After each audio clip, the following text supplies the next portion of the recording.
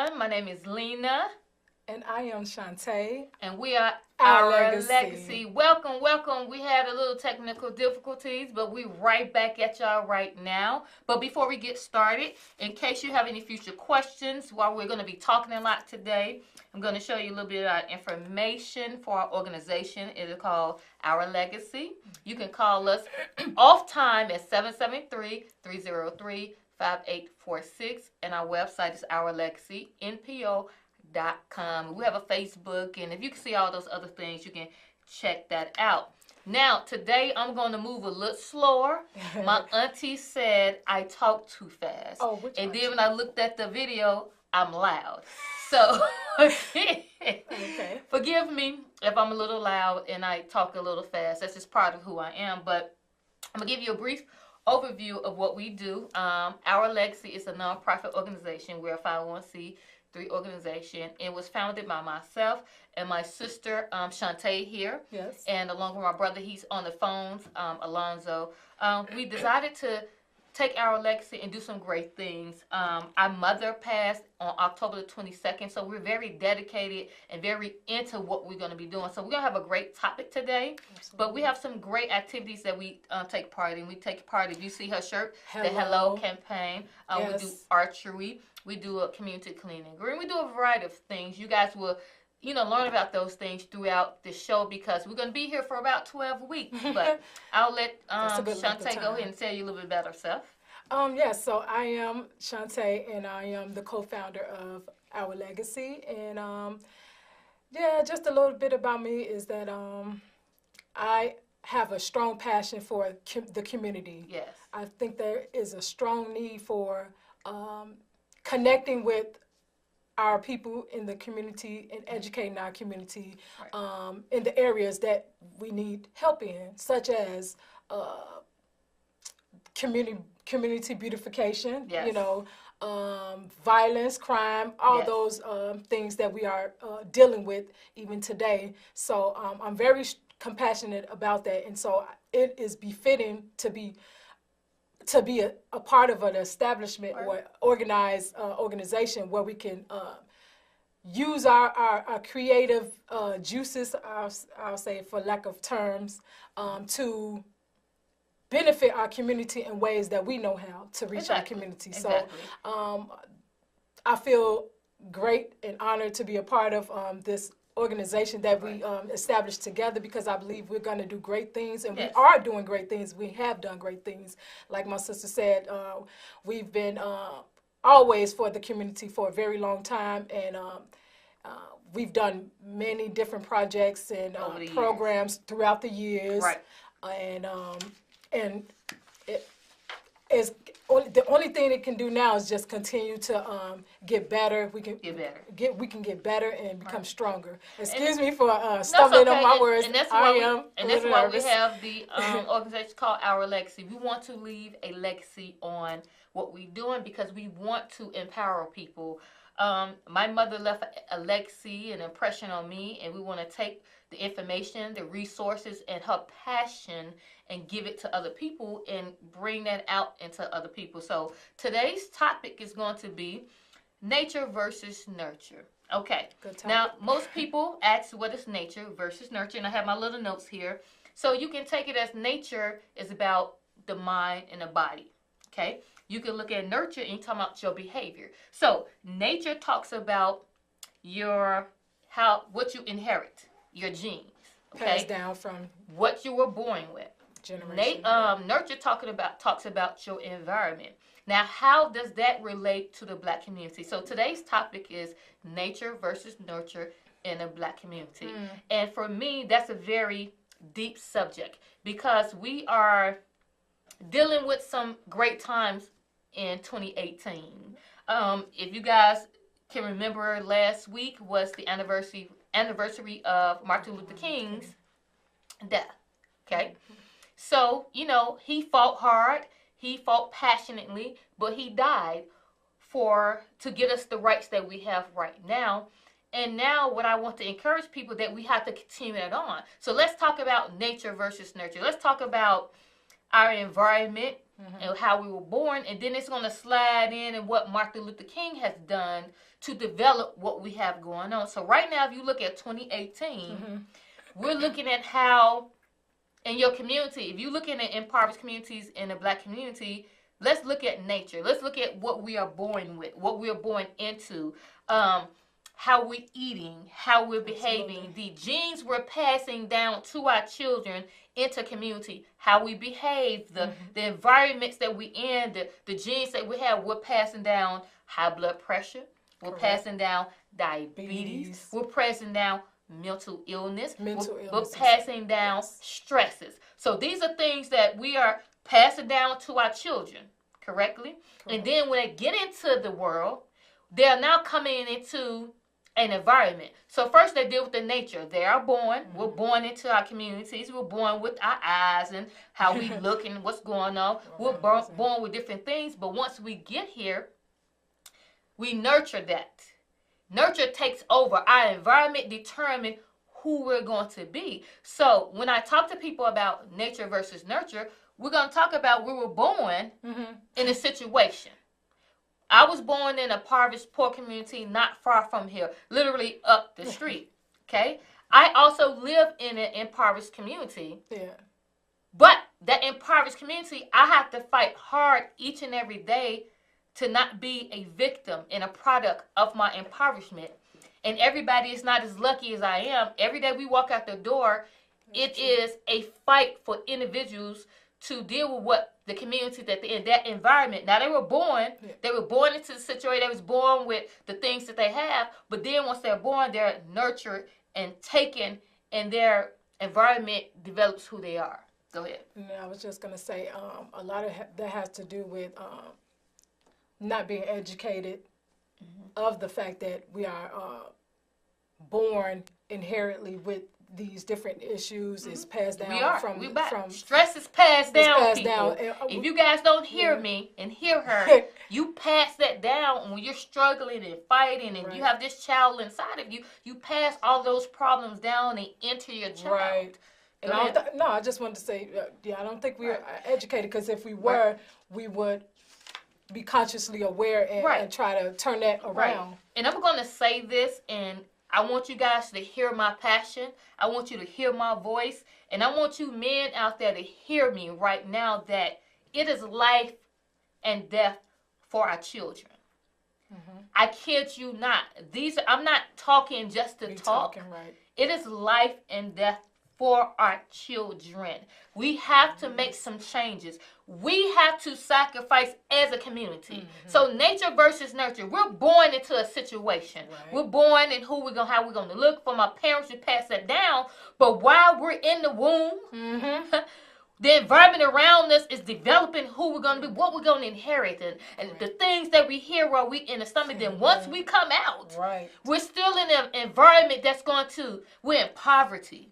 We're in stressful situation. Our communities are dirty. It's violence. People are killing daily. So we begin to develop our children. So now they're not eating healthy. Now they're going to school and not academically performing, because we as a community have to continue to fight as Martin Luther King fought, right? Now, let's be honest with you, and we don't have that much time, but I must say this very quickly. Being a social activist, as I am a fitness activist. I'm an activist on so many levels. There are days it becomes hard. It is days I walk out my front door and it's a struggle. So I was watching Dr. Martin Luther King about what he dealt with and how he fought. And he had days when he struggled, right? So then I had to shape up the other day and say, what am I complaining about? He fought a real fight. He fought so I can be here right here on TV and my life not be threatened, because I have the right to speak how I want to speak and I have opinions.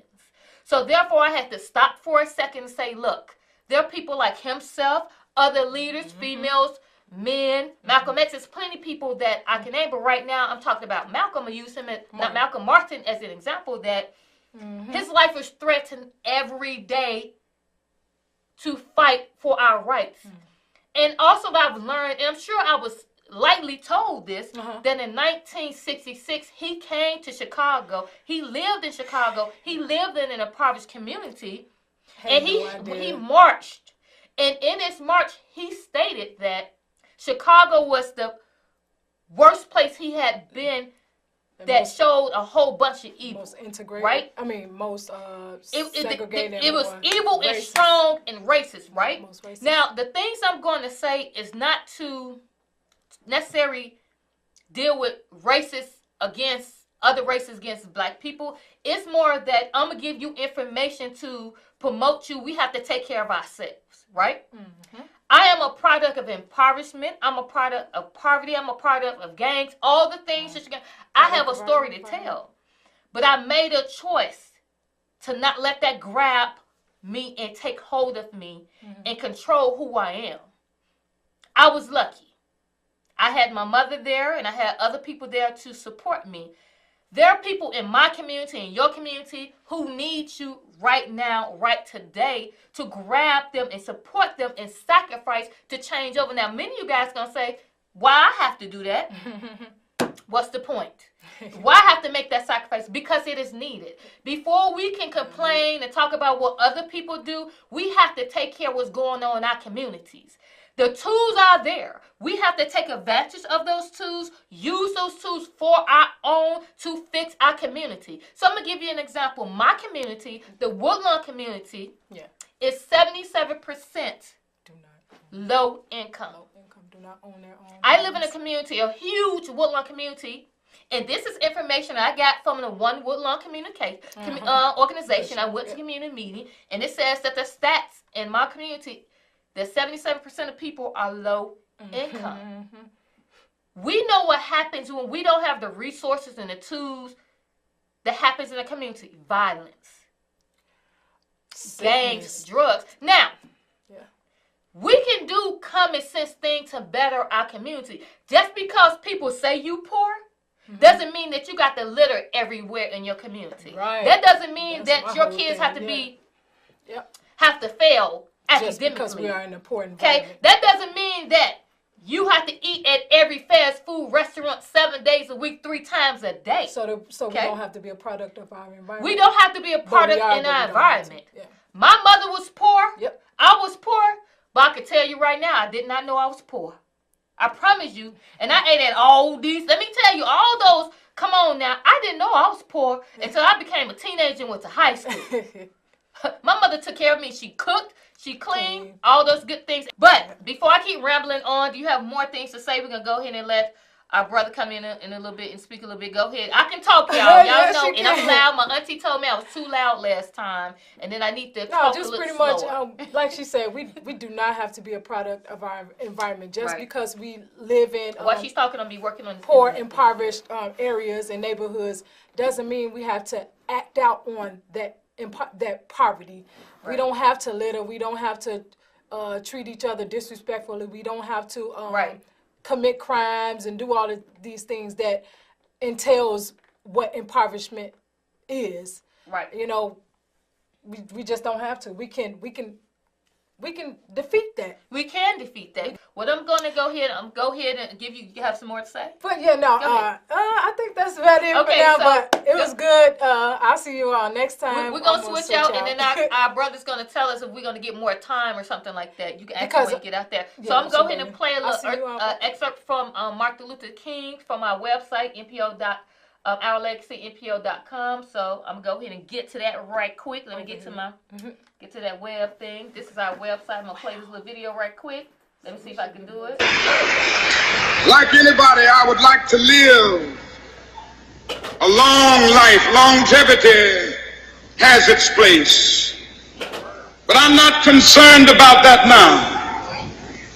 I just want to do God's will.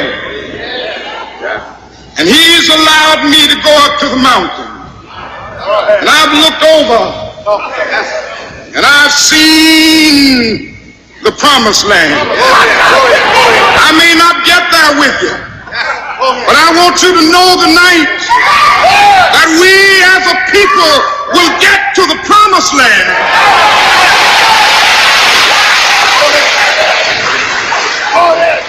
So I'm happy tonight. I'm not worried about anything. I'm not fearing any man.